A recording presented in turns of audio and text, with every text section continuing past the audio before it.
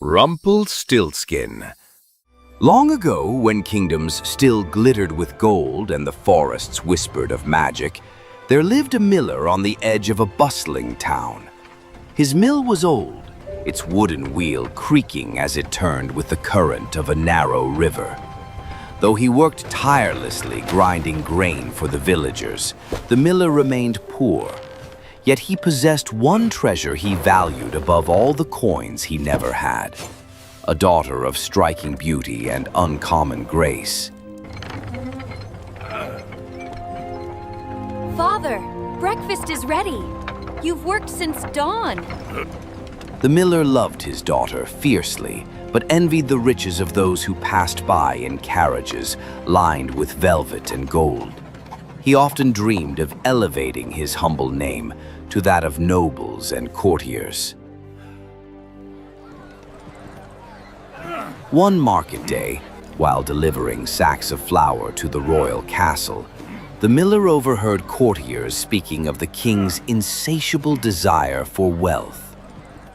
The king's love for gold is truly boundless. It is said he dreams in ducats and jewels. Imagine the vaults he must possess. The king's love for gold grows by the day. An insatiable appetite indeed. This king, though already rich, longed for treasures that no other monarch possessed. In his eagerness to impress the court and perhaps win royal favor, the miller boasted rashly. My daughter can spin straw into purest gold. Did he just say that his daughter can turn straw to gold?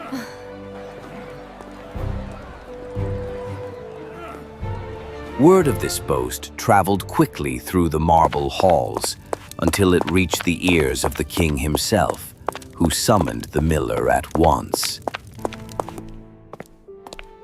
The miller claims his daughter can spin straw into gold, Your Majesty.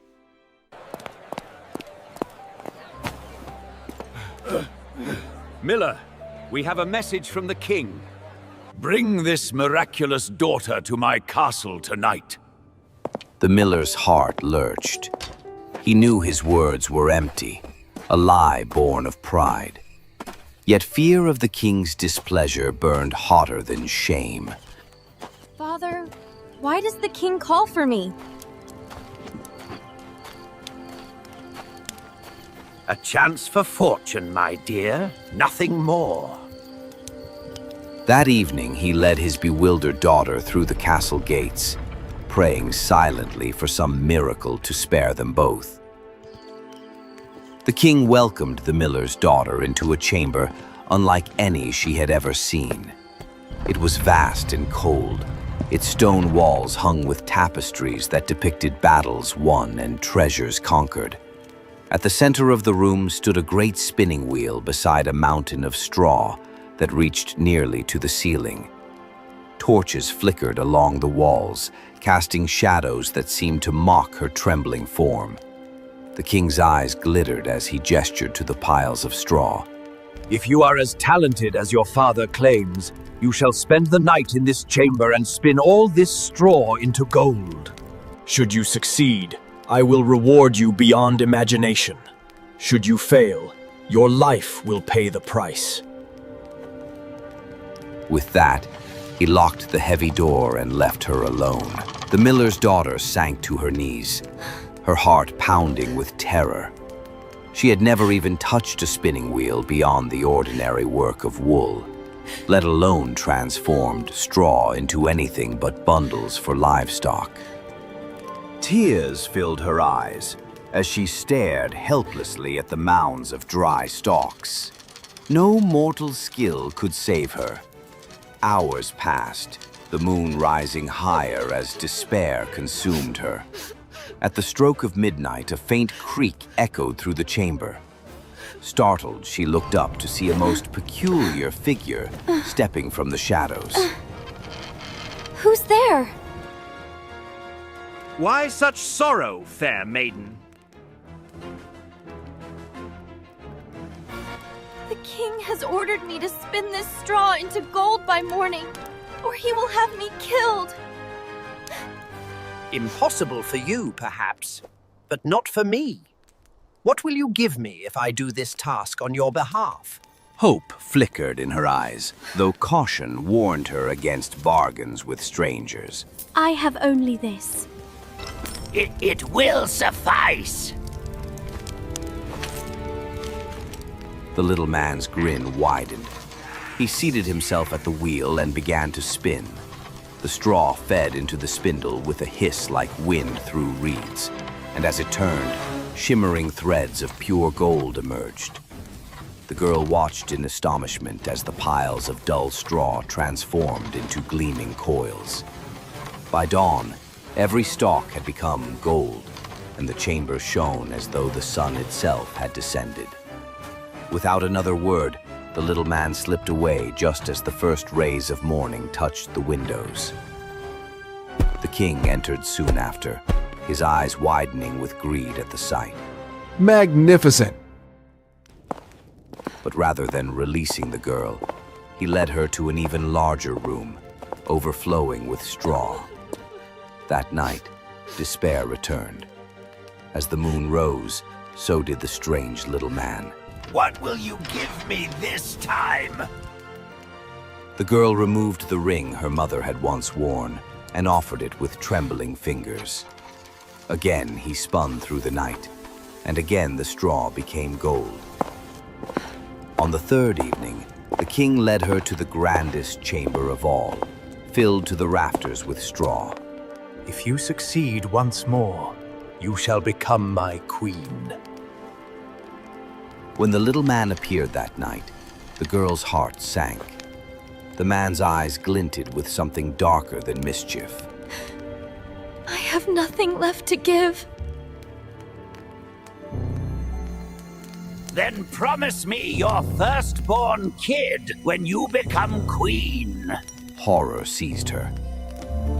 If it must be so, I promise.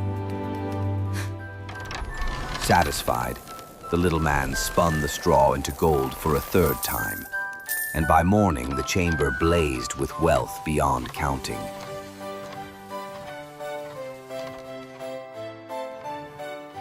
True to his word, the king married the miller's daughter.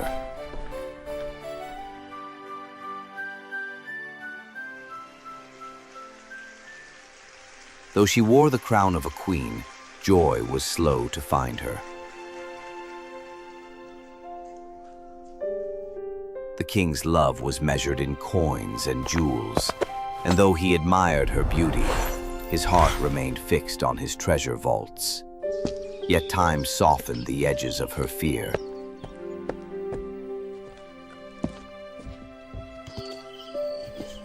And when at last she bore a child, her heart overflowed with happiness. The memory of her midnight bargain had faded like a distant nightmare. She seldom thought of the strange little man or the terrible promise she had made.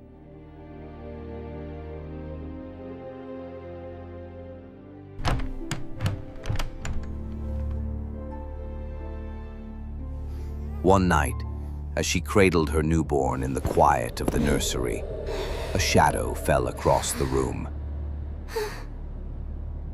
Now, my queen, I have come for what is mine. No! I will give you all the gold in the kingdom, but not my child! A bargain is a bargain.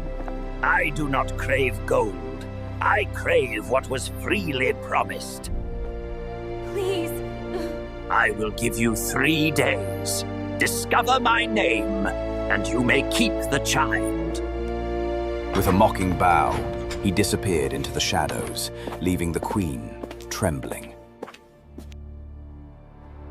That night, she summoned messengers to scour the kingdom for names both common and strange.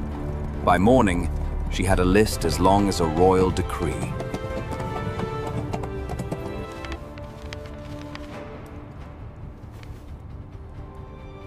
When the little man returned the next evening, she recited every name she knew.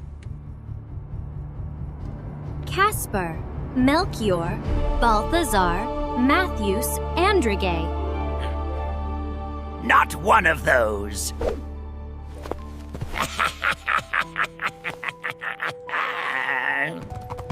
The second night, the queen sent riders beyond the kingdom to forests, mountains, and distant villages. They returned with names that sounded like whispers from forgotten tongues. Beor, Tristram, Alaric, and Zimriel. She tried them all, but the little man only danced with glee.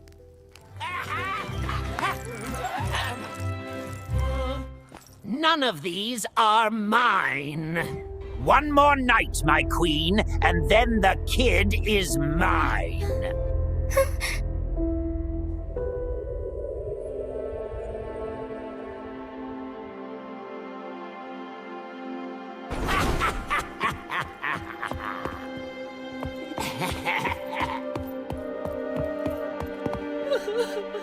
Desperation consumed the queen.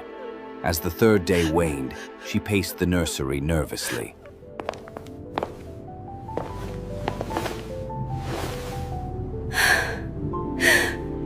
At dusk, one of her messengers burst into the room, breathless from a hard ride. "My queen," he said, bowing deeply, "I ventured into the deepest part of the forest where no path leads. There I spied a curious sight. A small man dancing around a fire, singing a strange song. Today I bake, tomorrow I brew. The next I'll have the young queen's child. Oh, how glad I am that no one knew that Rumpelstiltskin is my name. Rumpelstiltskin! Hope flared like sunrise in the queen's heart. She thanked the messenger and waited through the night, her mind fixed on the secret. When midnight arrived, the little man appeared. "Well, my queen, do you know my name?" Is it Conrad? No. Perhaps Nicholas? No. Then perhaps your name is Rumpelstiltskin. The devil told you that! The devil told you that! Rage twisted his face into something almost inhuman. With a roar of fury, he spun in a circle, his patched coat flaring like a dark flame. Some say he leapt into the air and vanished, leaving only the echo of his cry. However it happened, the little man was never seen again. The queen sank to her knees, clutching her child with tears of relief. The terrible bargain was broken, and her son was safe. In time, the tale of Rumpelstiltskin spread across the kingdom. People whispered of the dangers of pride and the price of rash promises. The miller, humbled by his folly, lived out his days quietly, never again boasting of gifts he did not possess. As for the queen, she raised her child with a heart forever grateful for the messenger's courage and the power of a name. For in the end, it was not gold or crowns that saved her, but the strength of hope, the wisdom to seek help, and the discovery of a truth hidden in the shadows. And so, the kingdom endured, its wealth of gold unmatched, but no treasure shone brighter than the love of a mother who had triumphed over fear.